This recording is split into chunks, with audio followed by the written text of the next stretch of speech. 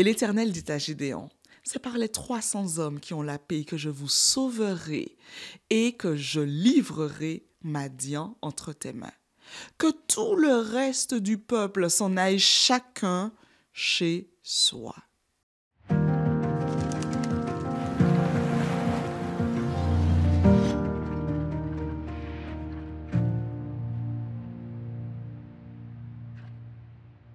Bonjour cher ami, je te propose ce matin de continuer à méditer au travers du livre des Juges. Dieu n'est pas impressionné par la majorité. D'ailleurs, il fait comprendre à Gédéon que la réussite n'est pas dans la force du nombre.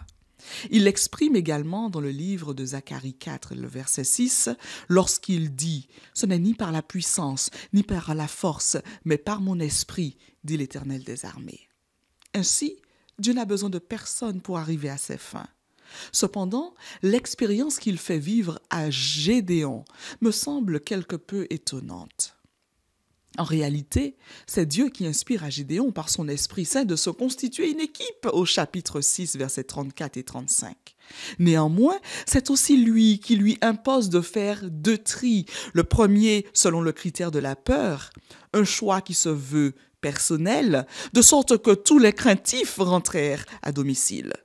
Et d'un autre côté, un choix divin sur un critère qui ne sera révélé qu'a posteriori, ceux qui lapent l'eau. Et nous l'avons vu hier. Je m'interroge, pourquoi Dieu n'a pas inspiré à Gédéon le choix des 300 dès le départ? Lui qui connaît tout, que veut-il donc apprendre à Gédéon? J'imagine qu'à mesure que Gédéon voit son armée se réduire comme peau de chagrin, il est forcé de placer sa confiance en Dieu. Mais observe, Dieu veut également lui enseigner deux choses, et à toi aussi en ce matin. La première est que la bonne volonté, la volonté initiale, le bon départ ne suffisent pas.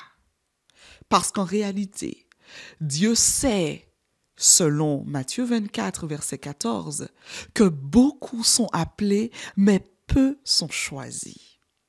Le second enseignement est relatif à la déclaration initiale de Gédéon.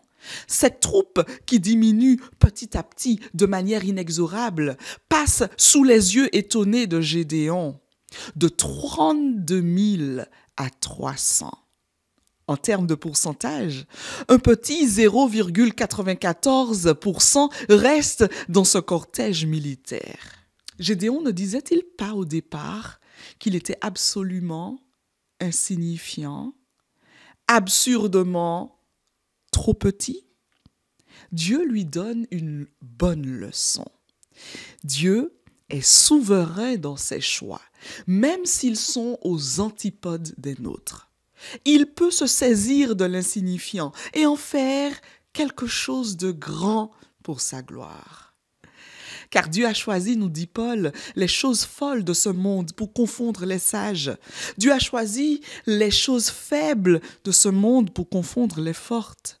Dieu a choisi les choses viles de ce monde et celles qu'on méprise pour réduire à néant celles qui sont. 1 Corinthiens 1, versets 27 à 28.